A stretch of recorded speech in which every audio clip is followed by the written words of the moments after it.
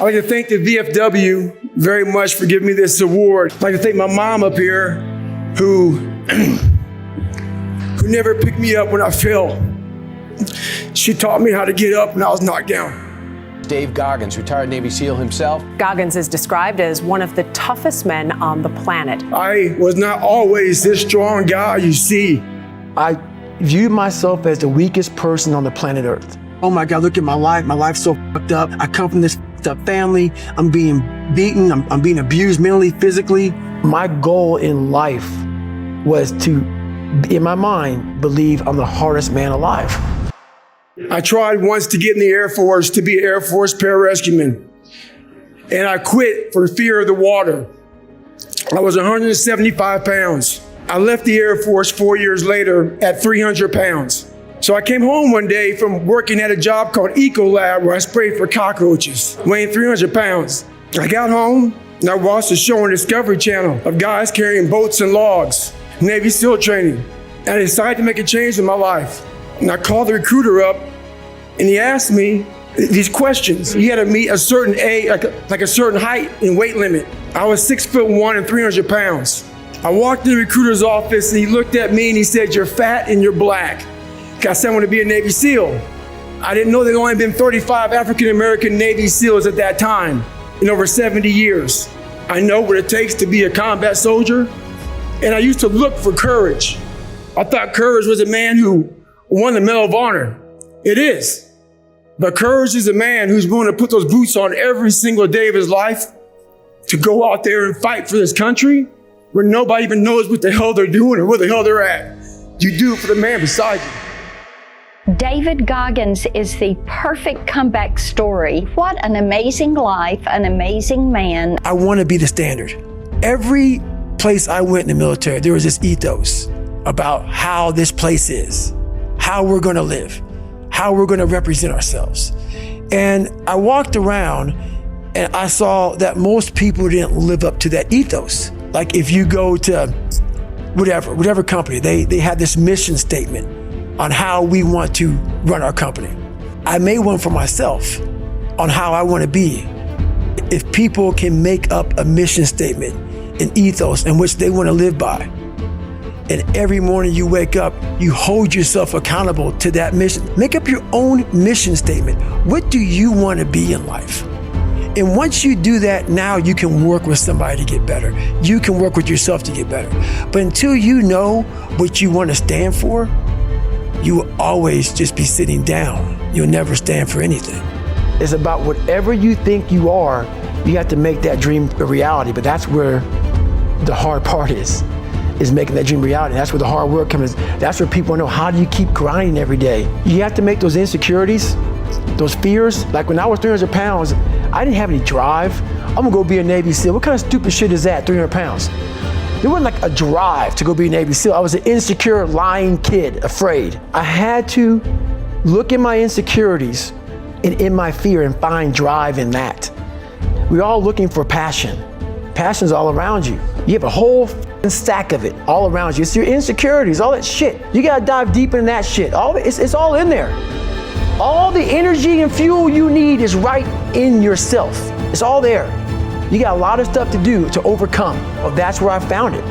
I found it right there in my own insecurities. I found drive in my own insecurities. And that's the most powerful thing in the world. When you can find drive in your own doubt, fear, insecurities, you become very unstoppable. People forget one thing about me. I used to be you. I used to be a fat guy, a guy that didn't care much, a guy that got D's and F's in school, a guy that blamed other people, a guy that was under mediocre. I wasn't even average. So this is the thing about it. I'm gonna tell you what people don't want to tell you. Why you stop is because you're lazy. It's because you don't mind getting bad grades in school. It doesn't bother you enough to be mediocre, to be average, to sit around and watch people do great things. You don't mind it. So there's your answer. Your answer is you don't care enough about yourself, so you don't stay in the fight. I got people talking about, oh, I'm depressed. I can't get out of bed. I'm being lazy, and I'm getting lazy. I don't give a shit. We have major problems out here. people want to water down hardcore situations. Once you leave the house and your mommy and daddy and the comfort of your friends aren't there anymore, society will kick you in your f***ing ass. Mediocrity is everywhere right now, and we're all trying to find an easy way out, and we're judging ourselves. Let's say there's 10 people in this room, and we're all mediocre, but I'm the best of the mediocre people. I now think I'm great. I wanted people to push me outside of my comfort zone every day. That's why I wanted to become a Navy SEAL. And I thought this was gonna be the absolute best platform to do that. These guys, the stories I heard after BUD/S, it just gets harder. BUD/S breaks people down to the point where you don't want to be broken down again like that. To me, that was exactly the exact starting point for my journey in life. That was the starting point for me. For a lot of people, it's the finish line. I didn't see it that way for me. So that's where I started becoming uncommon amongst uncommon people. The most important conversation is the one you have with yourself. You wake up with it, you walk around with it, you go to bed with it. Eventually, you act on it. Sometimes you act on it good, sometimes bad. You gotta change the internal dialogue. That person in your head that's talking that shit to you, until you change the internal dialogue in your head, until you callous over the victim's mentality that the world is out to get you because of you are the only, you gotta change that shit, man. Yeah, but you don't understand my life, David. Yeah, I do. That's the thing about it. I get that mentality. I once had that mentality that no one understands what the f I'm going through. And if you keep that mentality, you're gonna stay in the same exact spot that you're in, that no one understands me. There's millions of people. Why do you think a book that I self-published is doing so well? With a story that's so f***ed up. I went to a publishing house like, who's gonna resonate with this story? No one's gonna buy this book. Are you not in the world? Are you not in society? You're never alone. Everybody's going through shit. So when people get this mentality of like, you don't understand me, you can throw a f***ing rock to someone that can understand you if they're willing to break themselves down and stop hiding. A lot of people understand you, but you gotta stop hiding. And that's why I tell people, a lot of people are going through shit, they just hide better than you did. I was haunted. We all have these voices in our head. We like to not listen to them. The one that comforts us and keeps us nice and warm and cuddly and gives us cookies and milk at nighttime and shit. We like that voice. That voice is the one we want to always hear, which is why people don't like to listen to me a lot.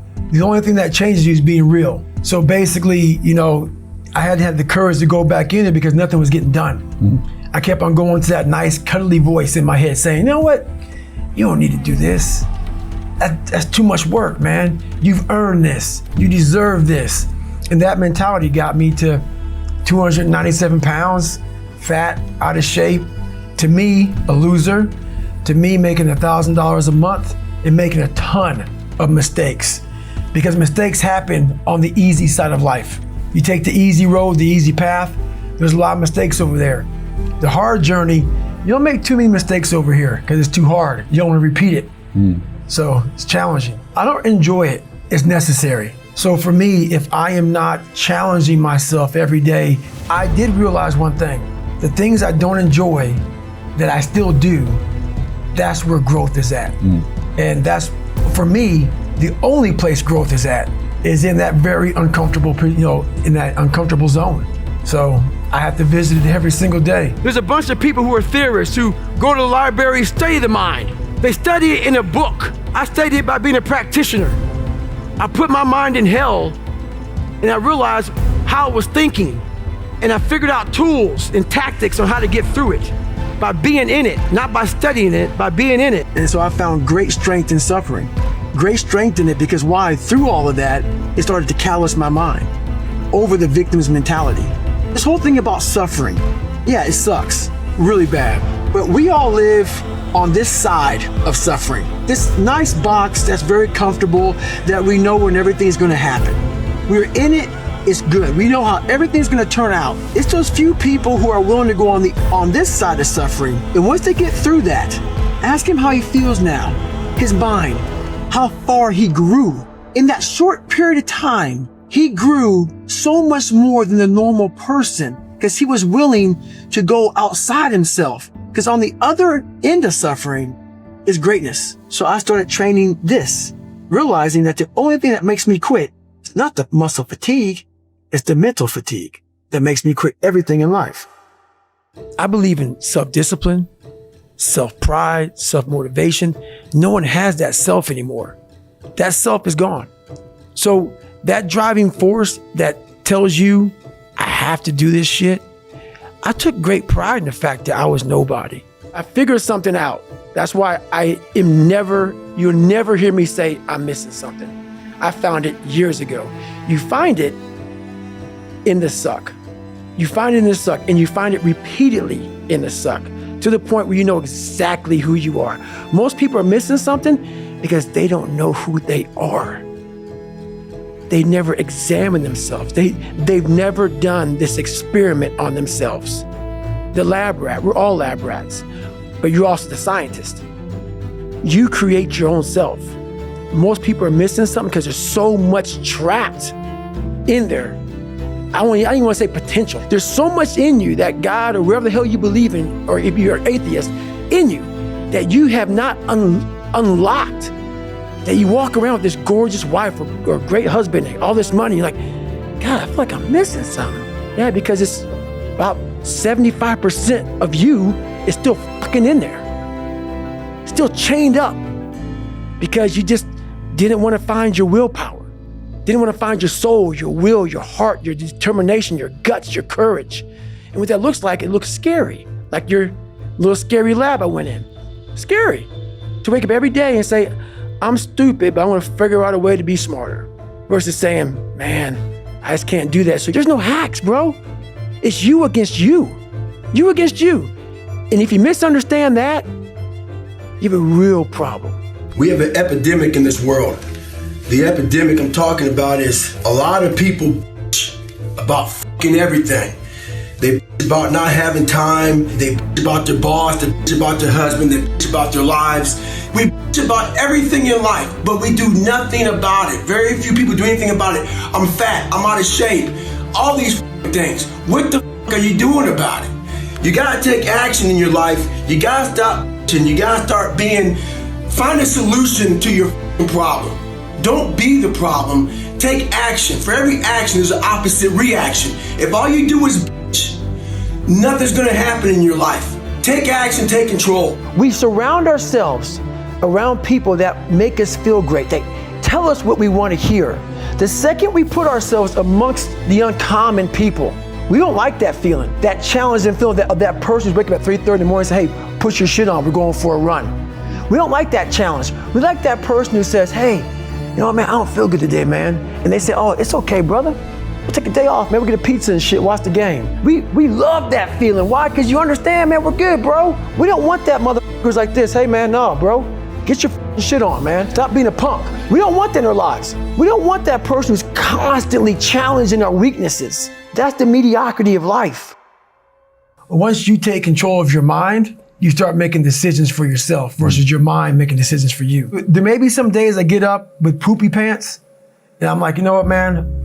This, man. Like, what am I training for? Yeah. I have no race on the docket. Why am I having this such a structured life? Why? And I'm like, you know what? I'm good. I'm done. I retire every day. Yeah. I'm done with this shit. And I sit around and I say, okay. And then this is my thought process. So you want to be normal. So you just want to be like everybody else that roams the world, not knowing the power that's in them. Being fine with being mediocre. You want to go back to who you were, huh, David? I'm like, f that, man. How does someone who's ordinary get more committed, achieve more success? The biggest thing you have to do is shut off technology. You have to go dark. What I mean by that is you have to be quiet in your mind. Get away from people. We love being around people. We love talking. We love parties. We love all that shit. It's okay to be alone. It's also okay to be unhappy. It's okay to be unhappy sometimes, man. It's okay to say, you know what, man, I'm f***ed up. So you gotta go to the truth first. Who are you? Get really accountable and say, okay, who am I? What's the truth about me? Get to that dark place in your mind. Figure out, it may take months, it may take years. Figure out your purpose. Figure out what you want to be in life. And then from there, okay, I have my purpose. It may take a long time. No one knows their purpose because it's too loud. Find your purpose. From there, all right, you gotta start planning. People love the planning phase because it's very comfortable. Then from the planning phase, you gotta go to execution. So the execution phase where we all hate, because that's where the real work begins, and that's when the failure happens, and the failure. So, but that's kind of how you have to do it. Life is the most brutal endurance sport of all time, and that's what we have to love about it. We have to flip it on its head and love the fact that life continues to attack us. There are no timeouts. You can't just go like in a sporting event when the coach doesn't like something and call timeout. You have to figure shit out on the fly. You have to be that person who's always prepared. But the solitude right now that a lot of us are dealing with is what we don't want to deal with. It's the fact that we have to think about all these things that we don't like about ourselves. We like to use life as a big escape. That escape is not there anymore. All these distractions that we use, they're no longer there. This is the time right now for you to stop avoiding things. Get that pen and paper out. Look inside yourself. Stop looking at me or other people out here to be the hero of your story. This is time for you right now in all that solitude to get to know who you are as a person. Be alone with yourself. Write that shit down. Start to face these different things in life. Knowing one thing in life, we are all very fragile in this world. We have to know that when we die with some meaning and some purpose in this world. There's so many times in life you don't want to be doing what you're doing. You can't just quit. Remember this, it's in the hobby, it's in the joke, it's a fucking lifestyle. So what you say to yourself is important. There's no fucking coach, there's no trainer to keep you going, it's only you. Stay uncommon amongst uncommon people. You're never done. Don't stop when you're tired, stop when you're done. I can't get a break in life. I hate that damn mentality, but I can't get a break. You aren't given any breaks in life. You make them for yourself. We are all being tested in life. While my test is different than yours, you will be tested. And how you face that test and how you overcome that test determines the rest of your life. The one mentality that you must have in life is that regardless of what's in front of you, you still must grind. I'll never be in the Olympics, I'll never be a professional athlete, but still I grind. I fail at most things I do, but still I grind. I don't want to do half the shit I do, but still I grind. And that one day, you see me down a dark alley, running at 1 o'clock in the morning, know one thing, I was grinding. What is the takeaway on stealing souls? There's tons of takeaways with that one, man. It's about finding energy and strength when you have none. There's energy all around us, but we think that we have to have it. It has to come externally a lot of times. We gotta have like a TV in front of us, watch somebody, listen to a podcast, listen to a great music. A lot of times in life it's fucking quiet. And those are the times when you want to run and hide. You gotta be able to find energy. You gotta make up games, make up tricks, make up whatever you can to get to the next evolution of life. So taking souls is just another way. It's not about hurting the person you're against. It's about finding a tactical advantage in every situation you fucking physically can to get to the next. You're trying to inch further to the goal line. What is that goal line? The goal line is whatever it is for you. For me, I want to get through Hell Week. I want to get through Hell Week with my head up high, being strong. I don't know what the goal line is for everybody. My goal line has been very different for most people. But you're trying to find energy and strength to stay in the fight, to continue on until you get that second wind. The second wind is coming, whatever the second wind may be for you. It's coming. But what happens is we get so stressed out that the end is so far away that we just can't find another foothold or another handhold, so we jump off the cliff and we just fall. There's another one. You got to find it. So taking souls is one way to do it. I wanted to live my life in a way that when I died, I was proud of myself. I know what pride felt like. And if it took pushing myself to death, I was willing to do that. But I want to look in that mirror, not impress anybody, not money, not fame, not nothing. I wanted to impress the guy in the daggone mirror. And I worked endlessly and tirelessly to do that. Why the hell did God put me here? What am I doing here? If you have that mentality, you could be nothing. The world is so fast, we're not able to think. The most powerful weapon in the world, we walk around with it. It's our mind, it's our brain. You have to be able to go into a very dark place in your mind. I believe that we are our own hero. But I'm saying hold yourself to a standard and look within inside yourself and try to be the best you can be. We start trying to mimic somebody else. Don't be them, be you. I worked myself so hard that I turned a person this f***ed up into this motherfucker right here. Not off reading a fucking book off a theorist, off of going to work on myself and saying, I don't know how to do this, but I know that to get over there to that fucking side, I gotta grind myself into a fucking fine powder. And I did it. I did it off of sure will. A lot of times I'll be in a 200-mile run or something like that, and I'm all jacked up. Body's broken, mind's broken, spirit's broken. I start to say, what if I can pull this off? It's the what if I can pull off a miracle. What if I can become someone that no one thinks I can be? And just me talking about that, I have the hair going up on my arms because it makes me just like, what if? What do you say to the person whose potential is great, but they want to play video games and eat pizza? He asked me a question about, he wants to be really good at tennis. But what happens is after I play tennis for a while, I want to go play video games. You obviously don't want it bad enough. Because a person that I became obsessed. I became obsessed with being the baddest motherfucker that God ever created. Am I that? I don't care. I believe it. And I was trying to tell him, once you become obsessed with something, obsessed, it's okay to be unbalanced for a while. It's okay. Don't be all this stuff people say, you gotta be balanced. To be the best in the world at what you do, it's not about being a Navy SEAL, people. The best at what you do, you have to be unbalanced to find every bit of energy and strength that you have to pull it off.